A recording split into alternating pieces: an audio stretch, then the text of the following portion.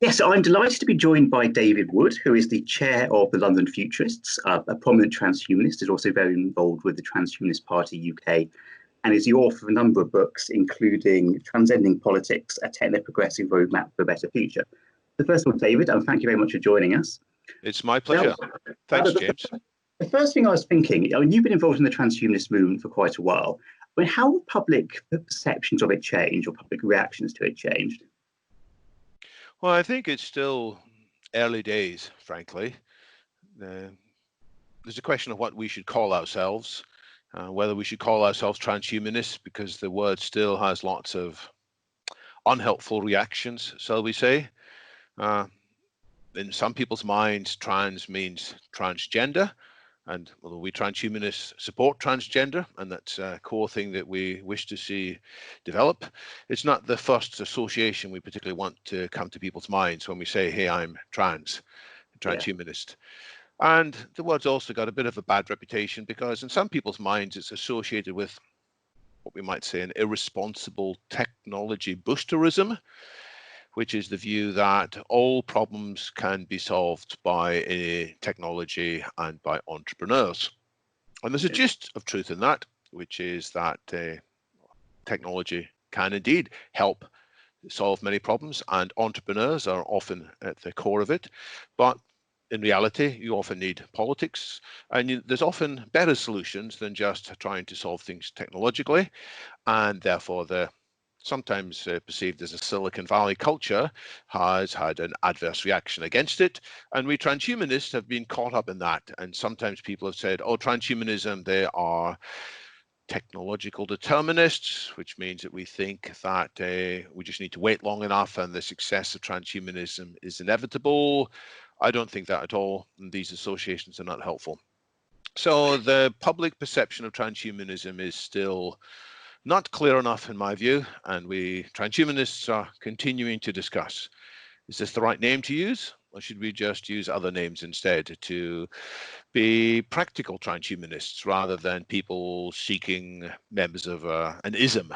Is it important to be an ism, or is it more important just to get on and develop the technology? And people are still divided in their thinking about that point. Yeah. I mean, do you think that, obviously, as the technologies you envisage start coming along, these questions become far more prominent. Do you almost feel like the transhumanist movement, whatever we call it, is on the brink of a kind of Sputnik moment, a moment where it really breaks through, in the same way that, say, universal basic income really broke through in the public consciousness with the Andrew Yang campaign? I mean, do you think there will come a point where, this stuff becomes, household debates and, everyday people know what we're talking about? I think that's right. And there's a number of things we can point to. Occasionally, it might be a TV series that captures the public's mind. So there was a series called, I think, Humans on Channel 4 a while ago that showed the possibility of coexisting with robots in the house that had, in some cases, consciousness. That helped to accelerate the public discussion. There was another series on TV, Years and Years, a dystopian picture of the future from 2019 all the way up to, can't remember when, maybe 2030, in which there were characters who had transhumanist inclinations. So these kind of things help. But no, you're right. We're probably looking for some bigger change, and it might be some medical breakthrough. And the breakthrough may not happen so much in humans, but it may be a treatment that is more widely available that could, say, significantly extend the healthy lifespan of pet dogs. Because people love their dogs, understandably love their dogs, but dogs tend to age much faster than humans. If there was a treatment available that could be given to dogs in middle age and which could significantly extend their vitality, then more people are going to think, hey, we can do it for dogs. Maybe it's not such a pipe dream for humans after all. So that could well happen within the next 5 to 10 years, in my view. There are some research on applying treatments which may in due course be applicable for humans, but treatments that can be given to dogs. And when that happens, more and more people may start to flip over. Because I believe all of us have got a kind of a contradiction inside here. Part of us wants to be more than human. Part of us wants to extend beyond the traditional confines of 80 years and 10, or whatever it is the Bible says, 80 years and 10 that the Bible says. Part of us wishes that we could go beyond that, but another part of us is sort of intimidated by what we can perceived to be the social expectations. Hey, it's selfish to want to have more than the average number of lives. It's an adolescent fantasy. So there are these two warring parts of our psychology. And for most people, they prefer to present the side that says, I'm a responsible human being. I don't want to have more than a normal, healthy lifespan, maybe a little bit more than the average, but not much. But when people can see that it is possible, then I think that other part of our human nature, the part of our human nature that always wants to go beyond our natural inheritance. That may sound like a contradiction, but I think it's a core part of what makes us human. So that may tip over. And then the other Sputnik moment is sort of starting in the field of AI. We almost had it a few years back when the software from Google's DeepMind, developed largely in London, defeated some of the world's, in fact, all of the world's best human Go players, and that caused some people to waken up. It actually mainly caused people to waken up in Japan, China, and Korea, where the game of Go was much more widely known and deeply loved, and it was much more of a shocking idea to so many people that finally software, Western developed software, could outperform the best human players in this game. And that has led, particularly in China, but also in Japan and Korea, to a much more of a determination to get ahead. So that was a Sputnik moment in terms of the power of AI. And I think there'll probably be more in the next few years when things that people have said, oh, AI is never going to do this, it's ridiculous, like maybe create the really incredible music, or maybe have a chat bot that really does engage people and doesn't run out of conversation when you start to take it beyond the initial opening salvo of conversation. And that's going to make people again wake up and say, you know what, this technology, which could transform human condition fundamentally, it could be here much sooner. Let's suddenly pay more attention to it. And of course, the result of the Sputnik moment originally was America woke up. America, under the leadership of Eisenhower, the president at the time, set on course the creation of NASA, set on course the creation of DARPA, which led to the internet accelerating. And so a shock from the outside can cause an acceleration of things that otherwise would have taken a lot longer to take place. Yeah, I mean, when we hit a Sputnik moment and kind of, knowledge of transhumanist technologies or technologies that transhumanists advocate becomes far more common. I mean, obviously, some people will be very excited. Some people, I imagine, will be quite angry for one reason or another. I mean, either because they fear that the base of their religions are being undermined, or they're uncomfortable with the kind of society that transhumanists envisage. I mean, do you think that it's kind of in the next few decades, debates about augmenting human abilities and AI will become almost kind of the defining political issues in the same way that the distribution of economic resources was in the 20th century? Well, I don't think the debate about the distribution of economic resources is going to go away anytime soon, it turns out. I think the possibilities of human augmentation, if anything, make that debate even more pertinent and relevant, because if it turns out that some augmentations might be very expensive, and we don't know whether that's going to be the case or not, but if it turns out that some augmentations are very expensive, then those who are rich might suddenly become even more clever, powerful, strong. So that debate's not going to go away. But you're quite right. There will be new debates about human augmentation. And we're seeing this with Olympics and sports the whole time. We see Oscar Pistorius and others who so-called blade runners with new limbs that can run faster. There's a discussion in cycling about what kind of drugs or treatments are legal and illegal. And if we're not in professional sports, then many more people may take these treatments anyway to get stronger. And as these treatments move beyond just providing a few percentage points of improvement to providing very significant improvements, we're suddenly going to feel ourselves discussing this more, especially when you discover that other children at your own children's school seem to be taking a cognitive enhancement, which means they can learn so much better and they can be more creative, they are more sociable, and your children are naturals or normals or whatever, who are just relying on normal education, normal food and diet, and they're being left behind, then suddenly it's going to raise more attention. Is this good or bad?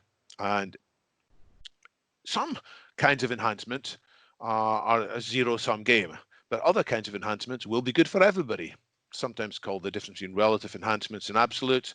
So, for example, to be taller. In some cases, taller people have a bit of advantage, it seems.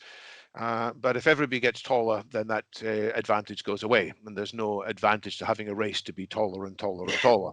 But to have a better memory, to be more creative, to be smarter, it probably benefits all of society if everybody is raised up, and we'll have less people doing stupid things that cause damage to society, and we'll have less people having bursts of warlike spasms of anger. So when we have these discussions, some people will get distracted on, well, nobody wins, but I would want to steer people towards the enhancements that will benefit all of us and will benefit society and will help raise humanity to levels of consciousness, levels of experience, levels of creativity, levels of compassion that previously only rarely been glimpsed. Yeah. I mean, one idea that I think is quite prevalent in the transhumanist movement is that humans are, obviously, the process of evolution created us with certain factors which are now faults in a modern society. So we're very tribal, we're inclined towards violence and so on. I mean, it may be necessary to kind of modify out some of those problems. I mean, I think there's a quote you included in your book from Edward Wilson, which is: the real problem of humanity is the following. We have Paleolithic emotions, medieval institutions, and godlike technology. Absolutely. So that's on the front early pages of this book here. Edward Wilson, the Harvard polymath, whose books I read when I was a postgraduate on sociobiology. Indeed, this summarizes it well. We have parts of our human nature which were okay in pre-evolutionary, early evolutionary times. They probably had an advantage in evolutionary times, but which now are terrible dangers to us. They include our tendency to focus on the short term. They include our tendency to be wary and fearful of people who are different from us. It made good sense probably in previous social times, but now that instinct is often detrimental. There's the tendency for us to try to deceive each other. In some theories, one reason our brains got so large is because we needed to keep track of who was deceiving whom and who knew who was deceiving whom. And it's not a very flattering view of humanity, but I think there's certainly that aspect to it. At the same time, there were other good reasons, like the ability to collaborate, the ability to store in our brains lots of information that would allow us to collaborate on large scale. So that's a more positive explanation of how the brain grew, but I think both traits are part of it. And so our willingness to deceive others and our willingness to deceive ourselves. Often we know that if we were to read an article, it might disturb our current commitment to our ideology, and so we don't bother reading it. We deprioritize it. We say, well, no, I might get round to it later. So we've got these tendencies. Just like, as another simple example, we have a tendency towards a sweet tooth, which probably made a lot of sense when there wasn't much sugar around. But now when we have got most of the time lots of sugar available and pasta and bread, that sweet tooth and other dietary impulses is no longer the best aspect of human nature. So we have to figure out, how do we control these tendencies before we allow others to magnify these impulses with the horrific technology which we have today and produce devastating, terrible consequences. And would you go as far as saying, and I've heard some transhumanists make arguments along these lines, but the long-term survival of humanity would be under threat if we continue in our unmodified form, i.e. if we have Paleolithic emotions combined with nukes and in the future even more powerful weapons? Yes, I think we have to seek to improve human nature. If we don't improve human nature, but we just get stronger and cleverer, then we will use our greater strength and our greater cleverness to do terrible things to each other. Yeah. Perhaps accidentally, but sometimes willfully. We just need a very small percentage of the human race to be deeply malevolent, deeply disturbed, deeply pathological, and for them to get a hold of some of these weapons of mass destruction, which are more readily available than before, and god-awful things can happen.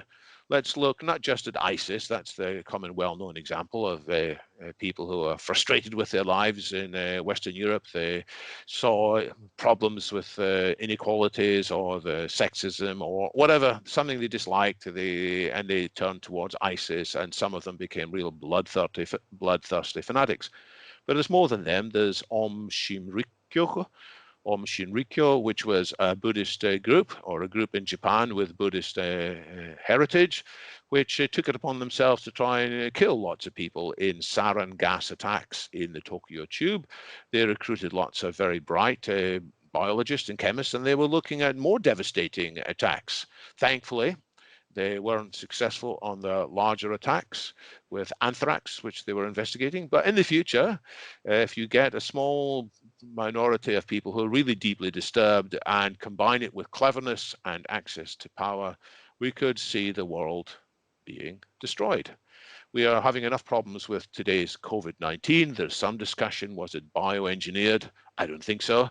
But in the future, probably there will be bioengineered pathogens that groups such as ISIS or Om Shinrikyo or others, could be groups with a Christian heritage as well as groups with an Islamic heritage, or groups with a Buddhist heritage, or groups that come out of nowhere that nobody understands.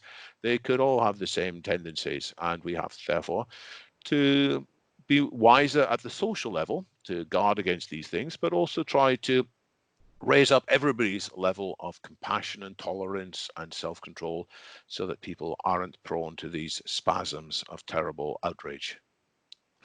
Yeah. I mean, one thing I found quite interesting about it, I was looking at some of the programme of the Transhumanist Party UK, is the idea of a kind of techno-progressive New Deal. Now, so you mentioned COVID-19. I mean, obviously, I imagine it's too early to implement anything like a techno-progressive New Deal. But do you think that something like this could kind of be the engine that leads to a techno-progressive New Deal? And how do you think that would actually work in practice? So in this period of lockdown, more of us are starting to think, what's really important in life? Is it really important that we work together in many of the businesses which we formerly thought were so important? Who really is the critical workers in society? And it turns out that many of the people that we pay low wages to, whether it's the nurses, it's the hospital porters, it's the delivery personnel, it's the cleaners, in some sense, they're doing work that is more critical than, say, bankers or advertising executives. So I'm not saying the work of finance and the work of advertising should be stopped, far from it. I just think more people are going to think, well, we are somehow out of balance here. We have been valuing the wrong things. Yeah. And as a result of thinking about what should we value more, maybe we will divert funding into new areas. I think we'll divert some funding into better preparedness for future pandemics and other existential risks, but we also have an argument to put more funding into better human resilience, which includes hurrying up with mastery of vaccines. We are all aware that it's probably going to take 12 or maybe 18 months, even with multiple groups working in parallel, even with support of artificial intelligence. It may take at least a year and maybe longer to develop vaccines. And so if we could accelerate the overall field of vaccines, having a deeper understanding of how to make them, possibly developing more in silico models of human biology, which we can do more tests on, then that will help. But it's not just boosting our biological resilience, it's boosting our rational resilience, so we're less prone to be misled by some of the mischievous and destructive conspiracy theories that are flying around. I'm not saying we should shut down all alternative thinking, of course not, but I think we need to bolster people's critical thinking abilities so that we are more resilient to being misled by crazy stories. And related to that, it's not just our resilience in our rationality, it's our emotional resilience, our mental well-being. In fact, on the point of mental well-being, I think the lockdown is going to raise even more to the foreground of discussion the question of mental ill health and mental well-being, because many people are going to react to the enforced lockdown, the dread of not having an income, in psychologically distressing ways. It's already the case before the lockdown that the WHO was predicting that by 2030, the single largest the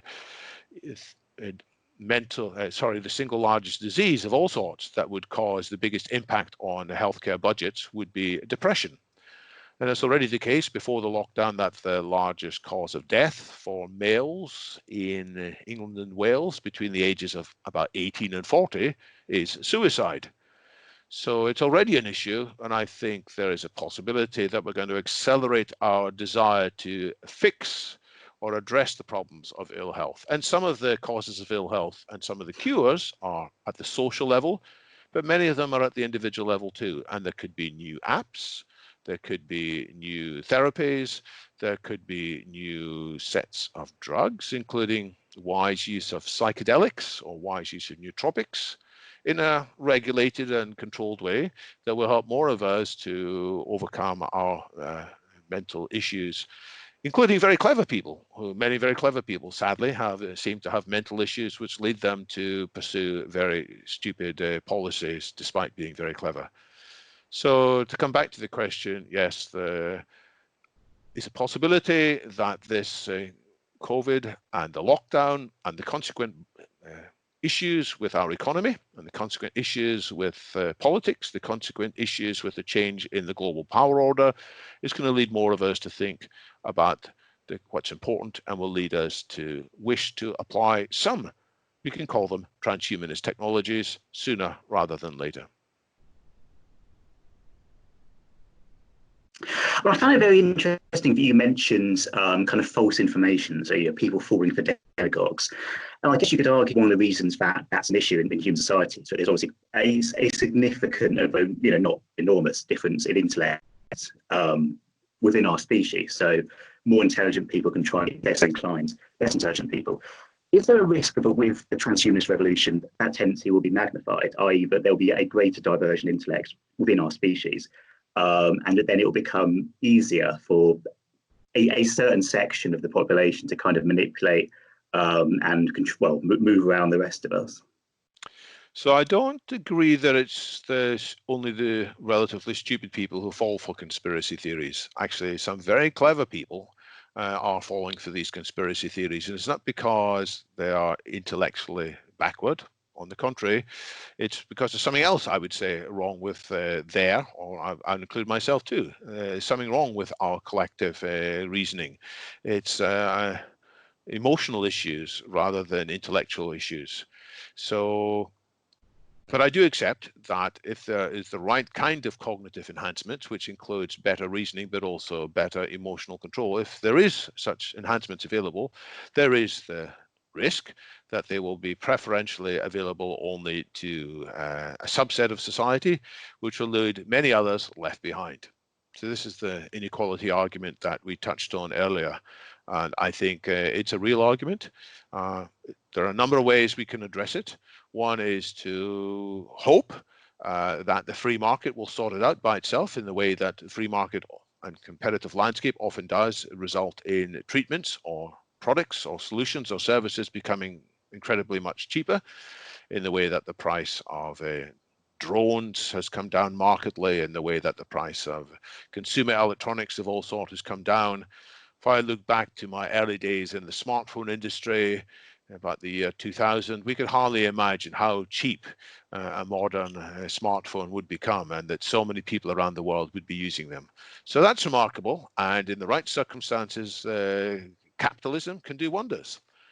But it doesn't always do wonders if it becomes dysfunctional in various ways, if there's too much crony capitalism, if there is failure to take into account negative externalities, if there is a growth of monopolies. then not always the price comes down. In fact, the price of some medical treatments in the USA has been rocketing up and up and up over the years. It's much more expensive to get insulin now in the US than it was in the past in real terms. So the free market doesn't always work, and sometimes there is the need to apply good politics. And I think that's what's made humanity successful over the last couple of hundred years. It's the combination of a free market that allows entrepreneurial flourish, and from time to time, the state intervening to correct the market failures, to set limits on the powers of individual monopolies. So I think both these mechanisms are critical to ensuring that the cognitive enhancements of all sorts are available to everybody and not just to an elite few. Otherwise, I think we'll end up with a very bad society. It'll be transhumanism for the 1%, whereas I think it's vital that we have transhumanism for everybody. Now, I mean, all Western transhumanists that I've come across think that any kind of modification of the human body should be voluntary, or human ability should be voluntary.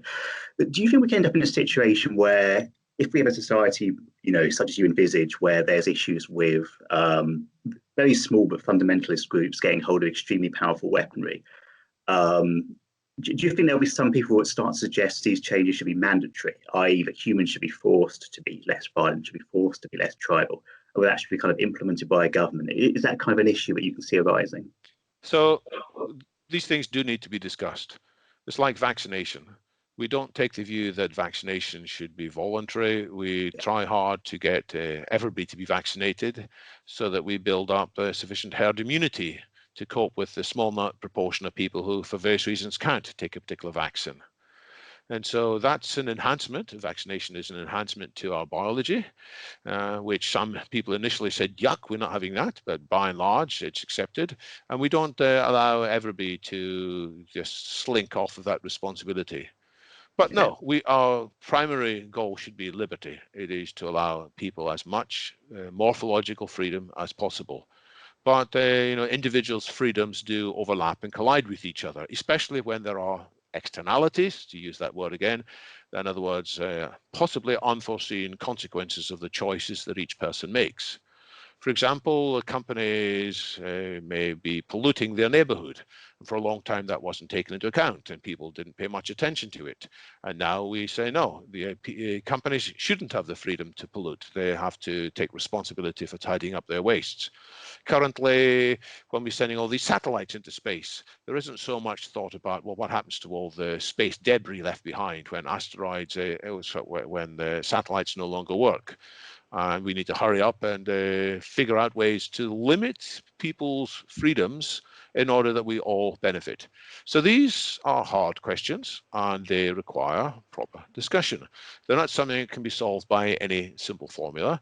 They're going to require a sophisticated, complicated, extensive discussion, which shouldn't be so surprising. After all, the technology itself requires a huge amount of effort, and therefore it makes sense that figuring out the constraints on the technology, the constraints on our individual liberties, should also require sufficient concentration from us.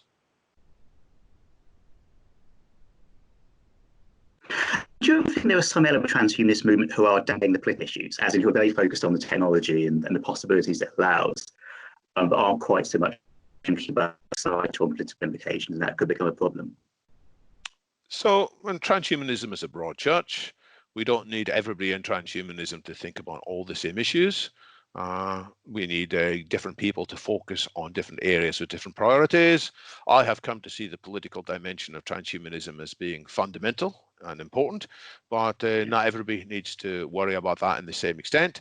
And it's appropriate that various people do focus on subtasks like developing particular technologies. In due course, I think many of the people developing technologies will realize that they are being influenced by the wider political context, the regulatory environment, for example, the set of patents that apply, the question as to which subsidies and incentives are set by governments. So they will come round to realizing it. But I don't mind if, on the whole, people focus on particular subtasks. We need people to focus on subtasks. We can't all be generalists. But then we do need to watch out for the people who become too caught up in their particular narratives and then might risk causing dangers. So there is some danger from what I see as the techno-libertarian wing of transhumanism. I'm quite happy for people to focus on liberty, but when they wish to push back against all government regulations, when they call all regulators evil and misguided, I will say no. There are some cases when regulation has done a huge amounts of good, and it prevents the misuse of technology by intentional or unintentional actors. Yeah. I mean, I'm thinking about the impact on liberty. I mean, obviously, the transhumanist revolution is presumably going to happen within, or probably going to happen within something like our current political framework, in which the human species is divided between nation states, some of which are ruled kind of along liberal democratic lines, some which are very authoritarian lines. I mean, how important do you think it is to the future of human liberty that the key transhumanist breakthroughs happen in liberal democratic states, so the United States, Western Europe, Japan, etc., rather than, say, China or Russia? How kind of crucial do you think that question will be? The problem with benign dictatorships is they tend to evolve into non-benign dictatorships. This is the famous phrase of Lord Acton: power tends to corrupt, absolute power corrupts absolutely. So we can look at what China is doing today with mixed views. Some of it's incredible, some of it's terrible. Their approach towards Taiwan is quite sickening, that they refuse to have the very successful results of Taiwan fighting COVID-19 recognized. There are many other areas of what China is doing that certainly can be criticized. But I think it will be much worse if China ascends to a position of dominance around the world and there are no longer the countervailing forces of other powers.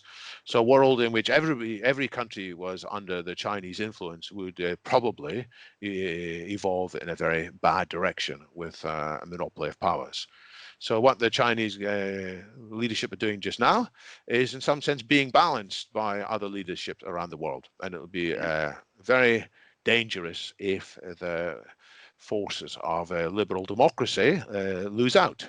Thankfully, there are some very encouraging examples of liberal democracy. I look at South Korea, which, although is close to China, has a very different political culture. It has a vigorous democracy. They have a habit of putting their previous presidents into prison. It's happened several times, or under house arrest. So they're quite capable of controlling their president. They give the president power for a while. That's how vigorous democracy works.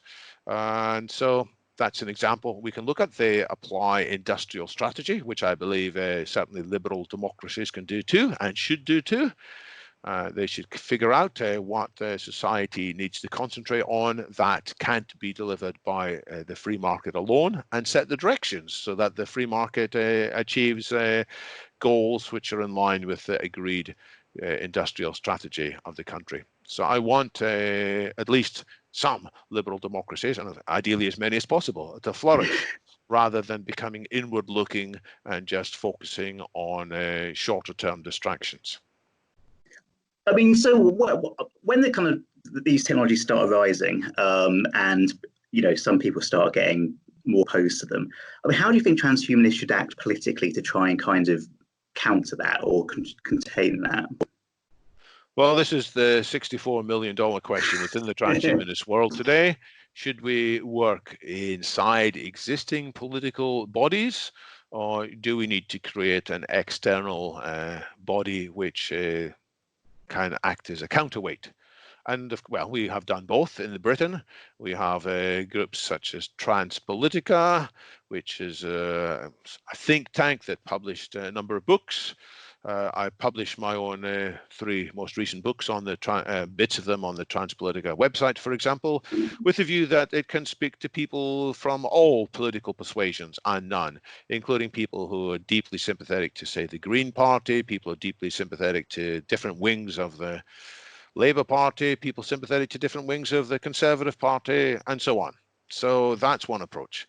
And the other approach is to say, well, no, we need an external sign too, an extra party. So that is the Transhumanist Party, which is unlikely to come into power anytime soon, so long as proportional representation does not apply for parliamentary elections, but still could be useful. And so the Transhumanist Party in the UK is today having, when I say today, I mean this month, is in the process of figuring out a new leader, somebody else to take on the baton for being the public face of the organisation, and hopefully we'll have an announcement about that fairly soon. I mean, I've just remembered what I was going to ask. I'm going to jump back slightly. One thing I find very interesting about the transhumanist movement is it certainly seems that you guys are kind of thinking about the long-term picture and the big issues, and not getting quite so bogged down in the nitty-gritty of contemporary politics. So, for example, I saw one of Zoltan's free kind of platforms when he ran for president was concerned about the rise of authoritarianism in China and the need to defend liberal democracy. I mean, do you think, I've already asked whether how transhumanists are kind of engaging with contemporary politics, but do you think contemporary politicians are failing to engage with transhumanist ideas? Do you think there's a kind of, I mean, maybe even more in the West, maybe some, because I mean, Xi Jinping seems to be taking some of this stuff quite seriously, but do you think there's a failure, particularly in some Western leaders, to take these long-term questions seriously? Well, interesting you mentioned Xi Jinping. There is, I believe, a photograph of him with some books visible behind him, including Pedro Domingo's book, The Master Algorithm, about how the different subgroups of AI, which he calls the tribes, will combine and provide a master algorithm in the future. And there's also a book by Brett King, the New York-based futurist, behind him. So he is certainly aware. Now, there are many politicians in the Western world who are paying a bit of attention to it. Often when they leave the House of Commons, they become more open to it. So there are people in the Tony Blair Institute who are certainly open to some of these ideas. I've had some discussions with various others in the House of Lords, and they are less caught up in the parry of day-to-day politics. They're able to look at it more dispassionately, perhaps. But no, the conversation is still at an early stage, and we, the transhumanist community, have to figure out better ways to engage these politicians. We have to be political, dare I say it, with a small p, thinking in terms of how to weave our own insights into the narratives that are there. So this involves using skills of, I've already mentioned one bad word, politics. Let's mention another bad word, marketing. Of course, it's not really a bad word at all. Done well, it helps to spread insight and awareness into new areas. So all the time we have to think, what are the right memes? What are the right narratives? It comes back to what we discussed at the very beginning. Is that word transhumanism helpful or not? And perhaps it isn't. So perhaps we have to focus on other words more often.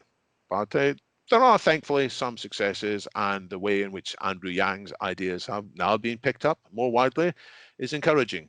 He rebranded universal basic income for many people as freedom dividend, and that was quite a successful way to do it. So that's what we should look at. So instead of talking about immortality, we can talk about the longevity dividend, for example, which is that when we invest in finding more ways of more people being super agers, that is living, as some people do, to the age of 95 and over, but still having the health constitution of a typical 65-year-old, not having cancer, not having dementia, not having had heart disease, not having had diabetes. These people cost the health service a heck of a lot less than the average does. Even when they die, they still typically die quickly, which means, amongst other things, that there is less health care. So we can talk about the longevity dividend rather than just talking about immortality. In some cases, the immortality word is right. In many other cases, we need a new word. And so as we improve our discussion, hopefully we'll have more politicians from the mainstream willing to engage with us when they are freed from their current distractions. Yeah. Now, obviously, you've talked a bit about the Transhumanist Party UK. I mean, could you go in a bit more into its activities? So, as far as I'm aware, it's a registered political party, registered via the electoral agency. I don't think it's actually stood any candidates yet. Is that correct? Is that kind of something you're aspiring to? I mean, I imagine it would get huge media coverage if you did in a kind of high-profile way. Or is it more of a policy platform? Well, we wanted to stand a candidate in 2015, and we did stand a candidate, but because we hadn't got all the paperwork completed by that time, he had to stand as an independent. So he stood in the safe Labour seat of Liverpool Walton and got something like 89 votes. I can't remember the exact number. So that showed us it's hard work and it's unlikely to be successful. I look at the Renew UK party, which was a new small party, which worked very hard and stood for candidates, I think, in the election in 2019. And I don't think many of them did much better than the number of votes that Alexander Caron got, who was our candidate in 2015. It might have done a bit more, but they were a long, long way behind. So it shows that even a company that works, a party that works long and hard will face difficulties. But as you say, almost certainly, if we were to put up a candidate for a forthcoming election, we could get quite a lot of media coverage. So is that what we want to do? It's still an open question, which is why we keep every year paying the £25 to keep the party on the register, which is why I, as the treasurer of the Transhumanist Party, fill in paperwork from time to time and keep our relations with the Electoral Commission in good order. So it's something we want to preserve the possibility of. At some stage, we might have somebody who's willing to go out there and knock on lots of doors to drum up attention. We might do that. Still open to the future possibility. I mean, it's a slightly cheeky question, but obviously, as you say, we have a first past post system. It'd be incredibly difficult. But hypothetically, if we were to have a transhumanist government in Britain, if the Transhumanist Party UK was to form the government, I mean, how different would our society look? How different would our government look? Well, I have another book on what I thought the policies should be of a Transhumanist Party. This is Raft 2035, which sets out 15 goals that I don't know for sure which are the new breakthroughs that will take place and when they will take place. When they do take place, it will allow many more of the tasks which currently require human involvement to be automated instead. And so that could be any time in the next few decades. I believe there's a 50% chance we will have artificial general intelligence and hence the possibility for robots doing all human tasks by the middle of the century. And I've said there's about a 10% chance we might have this by 2025. Which is only 5 years away now. So that's looking like a thing that's under some danger, but it's still a 10% chance, I think, because it might be that it's a simpler jump up than we expect will suddenly open up new levels of understanding. After all, when we have improvements in AI, we will have improvements in tools that will allow us to build new AI even more quickly. It's the positive feedback cycle. We already do have AI helping us to build better AI in the same way that we have computers helping us to build better computers and software that helps us to build better software. So as we have some step-ups in AI, it's possible there'll be more step-ups in AI. So I'm not saying that will happen within 5 years, 2025, but I think this probably is still around a 10% chance that it might. Because after all, there are huge numbers of people researching this field. China, as I mentioned earlier, suffered this Sputnik moment when they realized that Western AI seemingly was overtaking them in a way they couldn't catch up with. And so they said, let's hurry up. Hence, Xi Jinping was reading books, apparently by Pedro Domingos, as I mentioned earlier, and people up and down China, local levels, provincial levels, national levels have been concentrating on new breakthroughs. We don't yet know what these breakthroughs will be. It could be to do with inferring causation rather than just causality, as various people like Perel, I forget his name, the writer, have spoken about. There is possibilities that will be to do with some biological mimicry, that we can mimic some of the evolutionary algorithms more. And it could be the extension of so-called transfer learning, in which learning from one field can unexpectedly apply itself in new fields, which seems to be what's in the human brain. We have the ability to learn new fields quite quickly, so we have some general purpose learning algorithms that were developed by evolution. And if we could have similar general purpose learning algorithms, we might see transfer learning take over more quickly.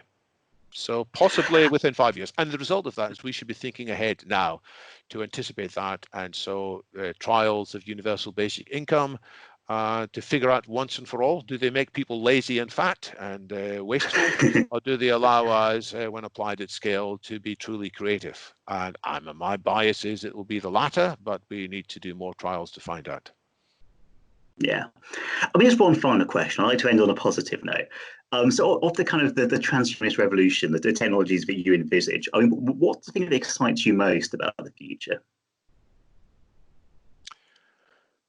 Well, I think that we can solve aging and death, and that we can allow people to truly live better lives by enhancing not just their physical well-being, but also their mental, emotional, we might even say their spiritual well-being, and that more of us will be able to live in ways that occasionally we only barely glimpse today.